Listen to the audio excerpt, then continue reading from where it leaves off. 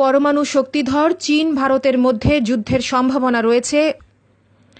হিমালয় পর্বতের কাছে দুর্গম একটি এলাকা নিয়ে পরমাণু শক্তিধর চীন ও ভারতের মধ্যে যে সামরিক উত্তেজনা দেখা দিয়েছে তা শেষ পর্যন্ত যুদ্ধে রূপ নিতে পারে। পাকিস্তানের ইংরেজি দৈনিক এক্সপ্রেস ট্রিবিউন এই আশঙ্কাজনক খবর দিয়েছে। গত জুন মাসের মাঝামাঝি সময় থেকে দুর্গম দোকলাম মালভূমিতে চীন ও ভারতের সেনারা একে অপরের চোখে চোখ রেখে চলছে এবং অত্যন্ত আগ্রাসী অবস্থান নিয়েছে। সাম্প্রতিক দিনগুলোতে দুপক্ষ আরও সেনা পাঠিয়েছে সেখানে এবং এলাকাটিতে এখন যুদ্ধের প্রায় সব উপাদান উপস্থিত। এমন জোরালো উপস্থিতির পরও সেখানে সেনা সংঘর্ষের কোনো ঘটনা ঘটেনি, তবে চীনের বিশেষজ্ঞরা সতর্ক করে বলেছেন সেখানে যুদ্ধ শুরু হতে পারে।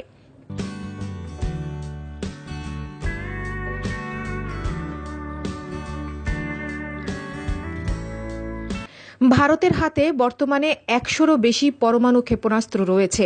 অন্যদিকে চীনের হাতে এ ধরনের ওয়ারহেড রয়েছে 250-টিরও বেশি।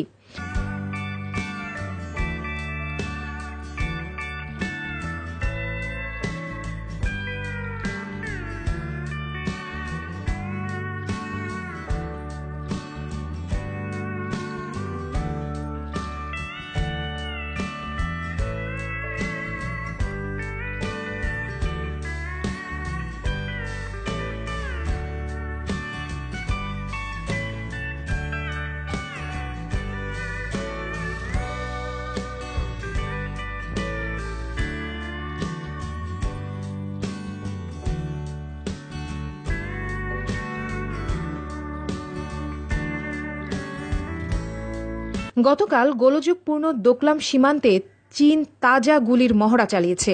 এই মহড়া সব আশঙ্কাকে জোরদার করেছে। এছাড়া নয়াদিল্লিতে চীনের রাষ্ট্রদূত বলেছেন সীমান্তের গোলযোগপূর্ণ এলাকা থেকে ভারতকে নিঃশর্তভাবে তার সেনা সরিয়ে নিতে হবে।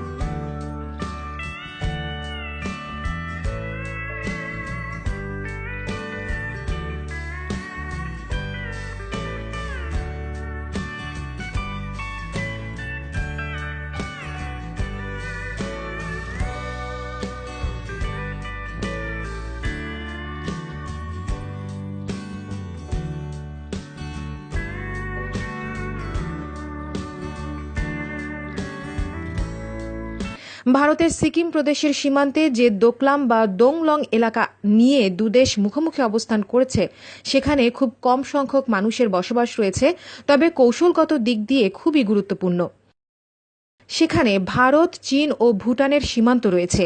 ওই এলাকায় গত মাসে চীন একটি রাস্তা তৈরি করতে গেলে ভারত তাতে বাধা দেয় এবং সেখান থেকে চলমান উত্তেজনা শুরু হয়।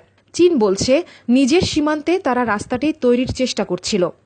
দীর্ঘদিন ধরে ভারত দাবি করে আসছে চীন তার 2.5 লাখ বর্গ কিলোমিটার এলাকা দখল করে রেখেছে। অন্যদিকে চীন বলছে ভারতের দখলে তার 5.5 লাখ বর্গ কিলোমিটার এলাকা রয়েছে।